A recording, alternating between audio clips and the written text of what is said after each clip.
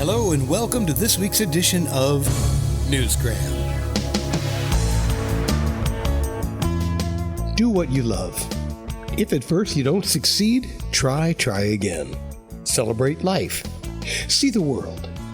Try to see the good in everything. How many other good pieces of advice can you think of? Today we're going to look at a man who embodies everything I just said. He's a world traveler. He's an author. And he's a poet with a friendly voice. His name is Jef Harris, and on his website he writes, "Poetry not only speaks from the soul, but also from the spirit of a living God dwelling inside, who sometimes permits the soul to speak." I love that. And he's just written a book called First Poem of Words. The book is like a celebration of words. Which explains the cover. It's word art. You've seen collages of words before. Jeff's book cover is one of those. It's filled with words that have a double meaning and words that are fun to say, like sing, moon, Massachusetts, peeled, penetrant, passion, mask, and survival. When you open it up and start reading, you find that it's not just a collection of words. It's exactly what Jeff just said a minute ago. It's a celebration of words. And each poem is like a story. It's just a short story. And the reader has to fill in the blanks. Yeah, it's that too. So let's take a look. Here's the first poem, and it's titled Paris, 1980. The street was too narrow. The bus was too big. And you parked like a toddler. The driver couldn't back us out of that crooked lane. He had to go forward. It took 4 of us to pick up your Renault and sit on the sidewalk. I'm sure you must have been shocked mute when you saw your car up 4 and over 18 inches. Sorry, we didn't leave you a note.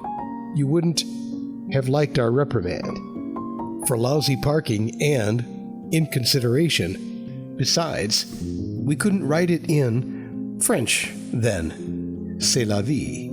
Sommes-nous pardonnés? You're going to have to pardon my French there, but at the bottom of the poem, he's translated it so that you can see what it means. And the French words mean, that's life, and are we forgiven?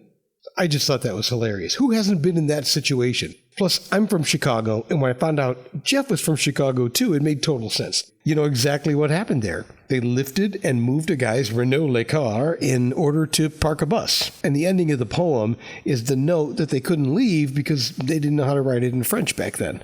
I wonder if that guy read this poem. That'd be pretty funny to find out. Anyway, all the poems aren't this short and simple. I picked this one because I liked the story and I wanted to share it, but here's one read by the author himself, Jef Harris.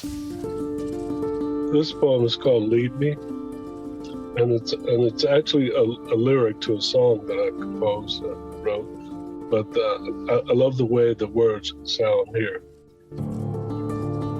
Lead me. Through darkness that surrounds me, evil coaxing my hostility, temptations overwhelming, borderline hatred in my heart. Far beyond laughing demons, dangling my desires from a string. They want to take my soul away. They promise everything. As their loathing feeds me, lead me, lead me. Past the ignorance that delays me, trust that now betrays me. Pain of realizing all those faces aren't of prophets. Mere devils masked so saintly, flashing hope before my eyes. I'm lured to accept their passion, apt to believe their lies. As their still will bleeds me, lead me, lead me. Up lifelong loose rotting rungs, past this life's song poorly sung. Over abysmal ridge, move my feet, my mind with surety. Move my heart to love, stand me again on blissful plains. I give to you my body, my soul, I give to you my reins. As my faith proceeds me, lead me into a righteous state out of this shell of hate, safely into your garden, lead me. Whole with your sanctity circling inside of me, lead me home. It's pretty cool, right? Now, getting his book published was not easy.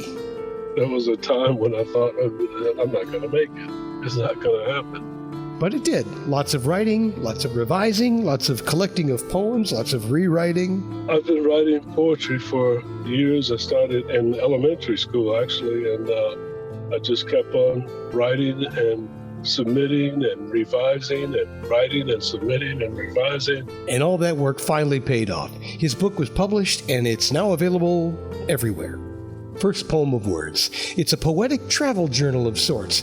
It's designed to share his experiences, but also to inspire with poignant thoughts, enlighten, and spread hope. The way all the poems came out, I told the story of my travels from Chicago, Illinois to Seoul, South Korea.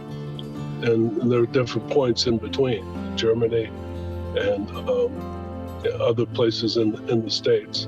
And the way it came about, it did give a holistic view of how I saw the world and its impact on me. Well, not the entire world, the world where I was circulating around and its impact on me.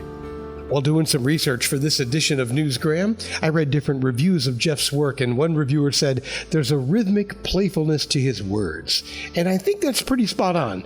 Jeff paints a colorful tapestry of language in his book, and I think you'll enjoy the way the words are put together, as well as the story that they tell.